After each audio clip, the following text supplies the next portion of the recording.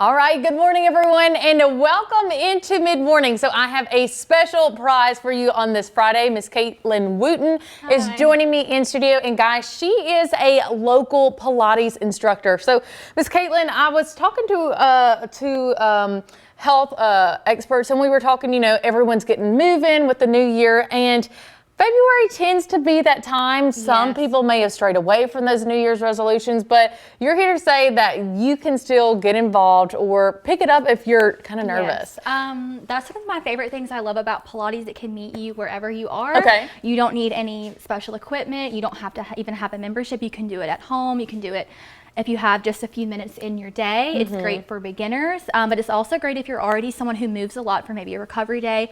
It helps with injury prevention, recovery, and your core is your powerhouse, which is what Pilates focuses on strengthening.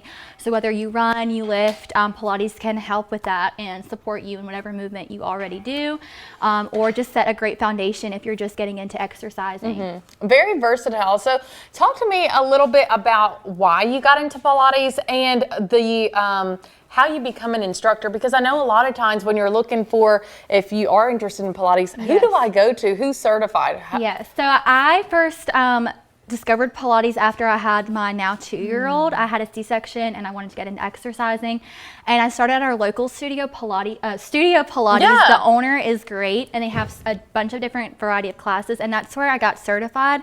So I think they do occasionally host Pilates certifications, but they also have online. There's Balanced Body. That's where I got my bar certification. Okay. So there's a lot of different online ones, but Studio Pilates also sometimes host the in-person certifications.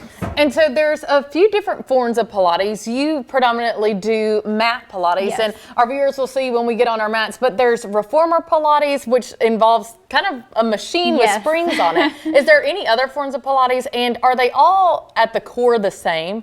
So classical Pilates, I was trained in classical Pilates. That is just the method that the creator Joseph Pilates did. Okay. But there's also some other not machines, but equipment. So there's the barrel, the chair, the ladder.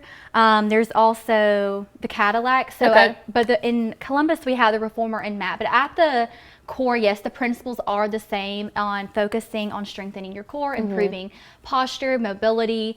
One thing that Joseph Pilates, the creator, his quote, one of my favorite quotes is, "You're only as old as your spine is stiff." Okay. So Pilates focuses on functional movement, which is just movement you use in day-to-day life that will help you, just like reaching behind you, reaching up. So strengthening your core and improving your posture and your spinal mobility is a big thing that we focus on. So just things that can support you in your day-to-day life from now to when you're 100 years old. So you're saying it's not just for women? No, it's not just for women. There's no age limits.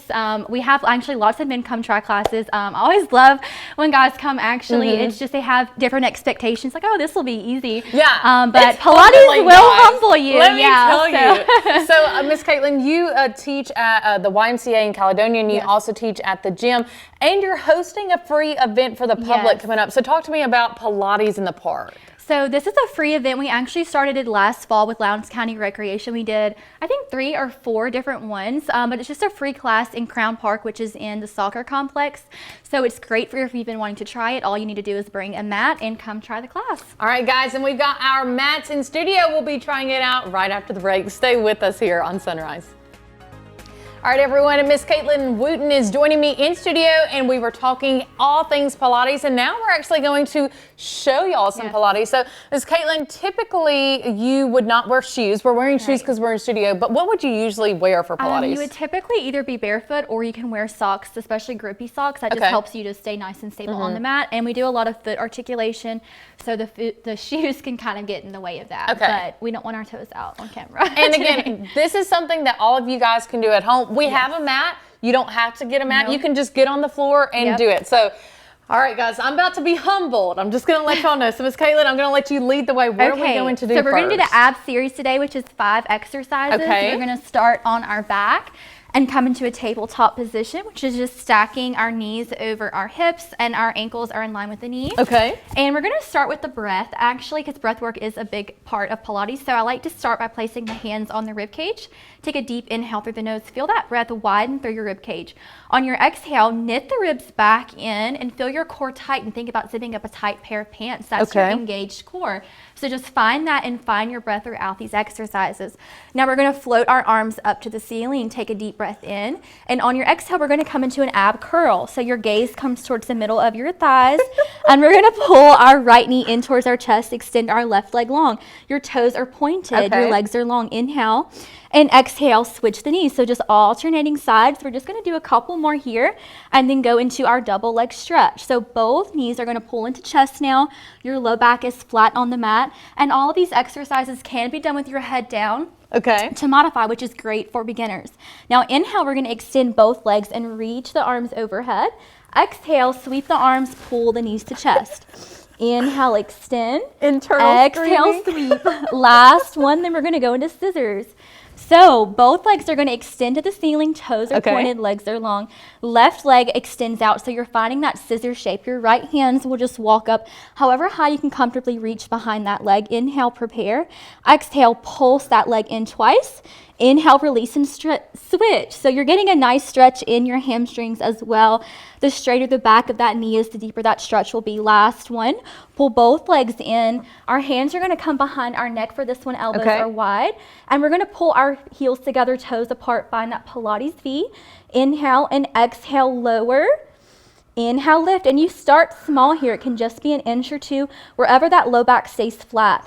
Now we're gonna lower our left leg and we're gonna bend our right knee to tabletop. We're gonna finish with bicycle to get into our obliques. Exhale, elbow to knee. Inhale, switch. Think about rotating from your rib cage, or think more about armpit to knee. That way your elbows stay wide and you're not just rotating from your shoulders. And then you can finish here. This one's always spicy to end it. And then slowly pull the knees to chest, melt the head down, and you can just rock those hips in and up or side to side and just take a few deep breaths here. I love the deep breath. In through the nose, out through the mouth, let those muscles recover. And Miss Caitlyn, can you talk a little bit about with our breath work? That's such an important part of Pilates. Why is that important? Because a lot of times we hold our breath and your muscles need oxygen. But also I also like to start how we did on the mat, so you can do it seated. But when you place your hands on your rib, we do lateral breathing in Pilates, which just means left to right. So that breath will go across your ribs, left to right, rather than down to your belly. So you'll inhale, you can feel your ribs expand. Then exhale, you pull your core tight. So that exhale is important because it helps you to keep your core engaged rather than just holding your breath and maybe holding your muscles tight. You want to breathe through those movements and let those muscles work properly so that you're not just holding your breath and tensing up. You want to be nice and relaxed so that you can get into those muscles. And so if our viewers see this and they're like, I'm going to try Pilates at home, and you're trying to figure out all the steps, what do you recommend? Do we maybe put on a YouTube video and learn breath work, or what's the best way you would recommend? So if you don't want to come to a class, you're not ready, I love Move with Nicole on YouTube. She has a lot of great beginner videos that are nice and slow. But I always tell people, don't be afraid to try a class. I have so many people tell me I'm nervous or I'm afraid to go to it, but I have beginners every week. I always say start where you are, take as many breaks as you want, go at your own pace. Pilates can meet you where you are. You don't have to be perfect to start.